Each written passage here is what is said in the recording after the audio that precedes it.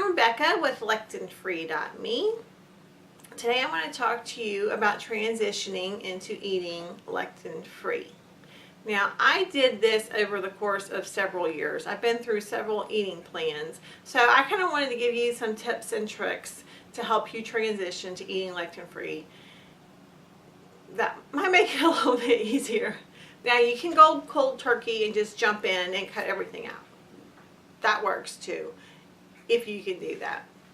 But I know a lot of us have a lot of things in our pantry that we need to use up. We can't just afford to throw a bunch of food away. I understand.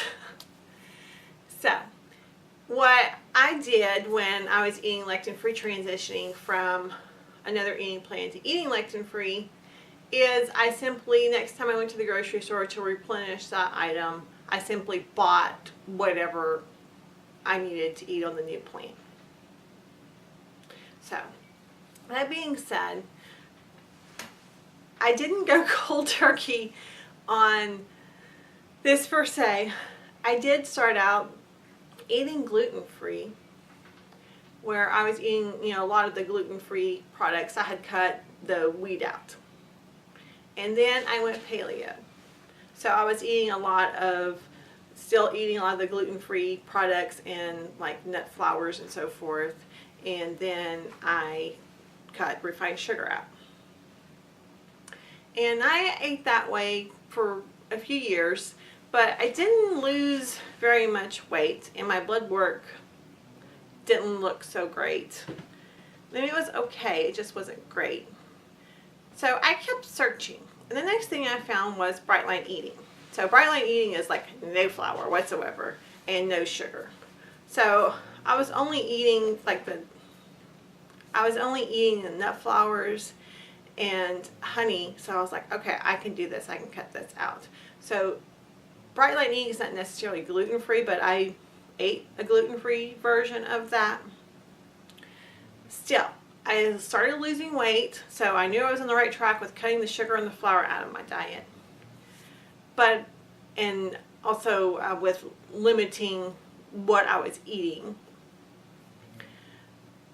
But my blood work still wasn't optimum, so I was still searching for an answer and willing to try other things, which is when I came upon lectin-free eating.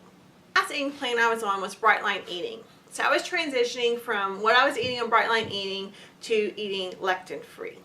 So I was eating a whole lot of peas and other vegetables, because you eat a whole lot of vegetables on Bright Line Eating, which is a good thing. It's a really good plan. If you haven't read the book, I suggest you reading it. But I was eating vegetables that were not on the Plant Paradox plan. So as I finished up the vegetables that I had in my freezer in my pantry, the next ones I bought were ones that I could eat on the Plant Paradox plan. So I didn't go throw a bunch of food away that was in my pantry. I simply transitioned from what I was eating to the next eating plan. I simply just did not buy the things that weren't on the plan when I went to the grocery store. But I did use up the regular meat that I had in the freezer and the stuff I had in the pantry. So I had it a little bit easier because I wasn't eating a lot of wheat products. I wasn't eating refined sugars. So I pretty much had to cut out the nightshades. Oh, I was eating a whole lot of squash though. Yeah, I love some squash. Yeah, I had that probably a couple times a week. But I had to cut the squash out. I had to cut the nightshades out. And what else did I have to cut out? Rice. Rice, I love rice. I grew up in South Louisiana. We eat rice, people. We do. It's great. So I had to cut rice out, which was the only grain I was eating at the time. And I wasn't eating a whole lot of that. So I transitioned from eating rice to eating sorghum, which is a very similar grain. I don't think sorghum white taste is great, but I haven't been eating it as long as I was eating rice, so I think maybe I just need to get used to it. But anyway, so use up what you have in your pantry is my point, and then don't buy it again if it's not on the eating plan. If it's not lectin free, stop eating it if you can, and just buy the new flours. So if you're using wheat flour now to make everything, when you run out of the wheat flour, or if you don't mind throwing, if you got a little bit left in the bag, just chunk it, get you some cassava flour. Wheat and cassava you can pretty much cross over like 1-to-1. So using cornstarch, use arrowroot. It just crosses over. So I hope this helps you kind of ease into eating lectin free.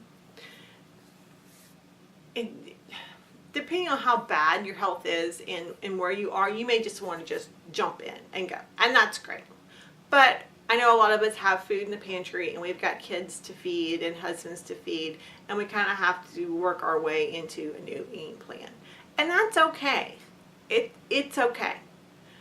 Do the best with what you have, buy the best ingredients that you can, and just slowly transition. Don't stress yourself out. If you got a couple of cans of peas, finish eating them this week, and then don't buy them again next week. So, I hope this has helped you. And if it has, give this video a thumbs up and hit that subscribe button if you're not already subscribed so that you can see when my videos come out.